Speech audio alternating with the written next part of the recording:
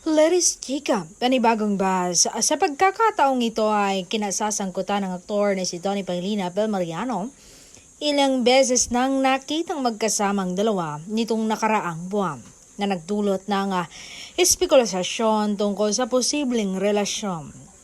Ni Donnie at Belle ay hindi natugunan sa publiko ang kalikasan ng kanilang relasyon.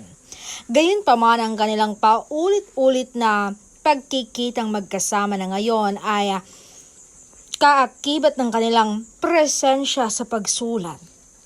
Walang opisyal na kumpirmasyon mula sa anumang kampo, pero isang tsismosa ang nakatunog na opisyal na pala talagang mag-boyfriend o mag-girlfriend ang dalawa.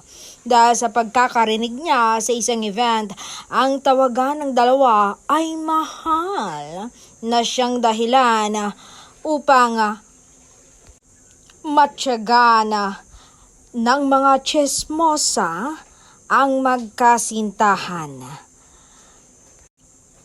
Pero wala pang ebidensya dahil ninjang matinik sina Donnie at Belle.